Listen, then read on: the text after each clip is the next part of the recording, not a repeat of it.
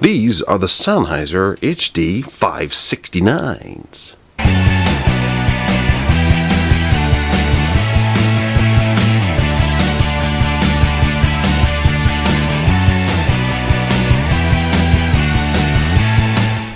Another set of high-end Sennheiser headphones. Well, not quite high-end, these are sort of mid-range, they're about £150. Some might even say that that's low-end. But these are a big set of cans, over-ear headphones that are known as the HD 569 noise isolating headphones for audio listening on any occasion. Now, primarily I've gotten these so that we can have a listen to them with the Flex 5000, which I will attach a link here for you to be able to go over and watch that. But this is what I'm going to listen to television on, because these are recommended for television viewing. There's a picture of someone wearing the headphones there in case you get confused as to where to put them. On the back here there's Sennheiser transducers for optimum sound experience, comfortable ear pads for long listening sessions, which is crucial, especially whenever you come to watching movies. Replaceable ear pads, which is also crucial if you're going to share them with other people. Closed circumaural headphones for noise isolation, and single button remote for call management. Sweet, and they're cold because I've just brought them in. Compatible with smartphones and tablets, and you can manage calls from it. Detachable cable. Is there a battery in it then? And package includes, but we'll go through that ourselves.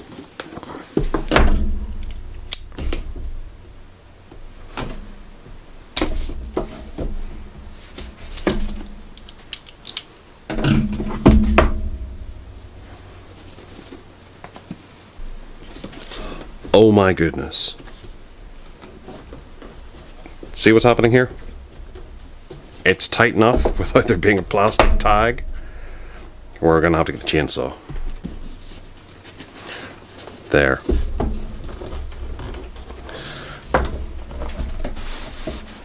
Oh. Right, well, we're never going to open that again. We have foam inside for protecting. You can see there's been dents from where the headphones have actually collided or been pressed into the foam during transit. And here are our headphones. Well, at the back here we have a little safety guide and the headphones themselves, which look kinda nice. There's nothing else in there, just a bit of foam. And we'll rip this out, rip this apart.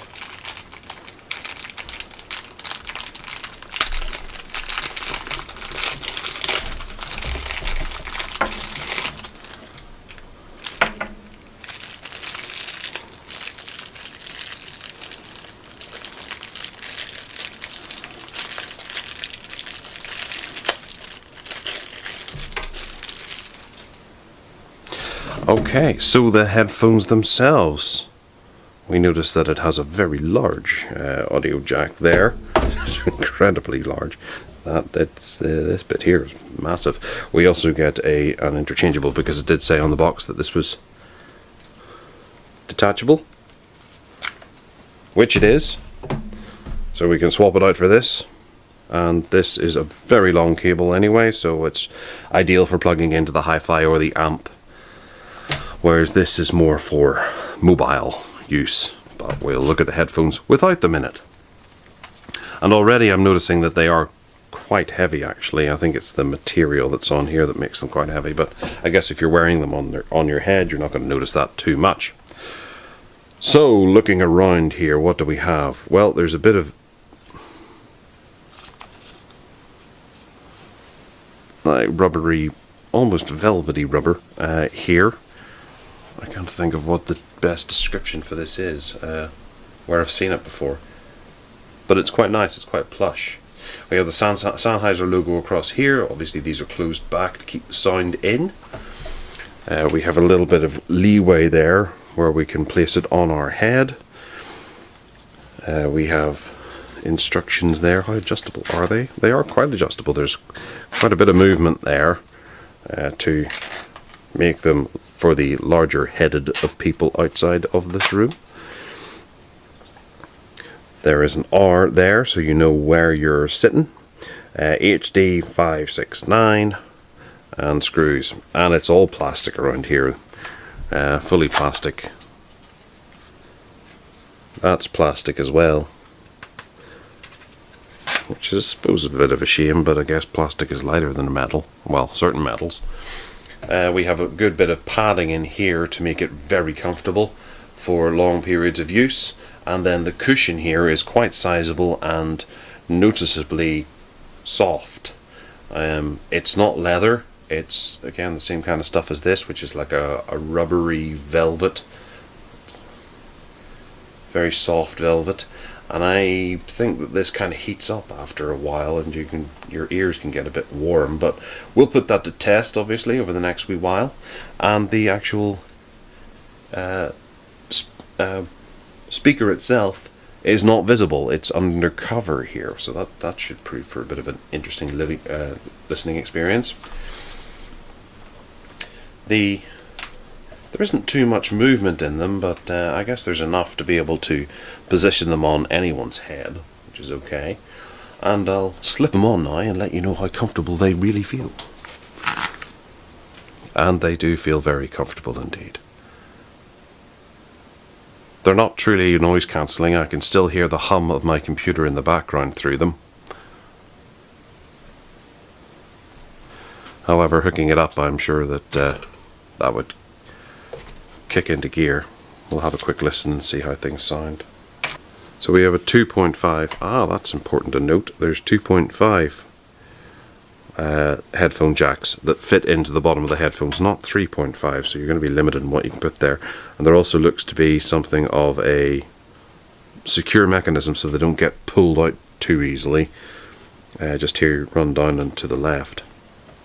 And then here we have an inline microphone with a volume control, or maybe just it's a button. I don't feel it. Well, maybe it is a bit clicky either side. Yeah, it is. It's volume. I just thought it was one button. So you can take calls and things. And the cable is around about 170 millimeters. And there you can see we have the 2-pole or 2.5 3-pole and 3.5 3-pole on there as well.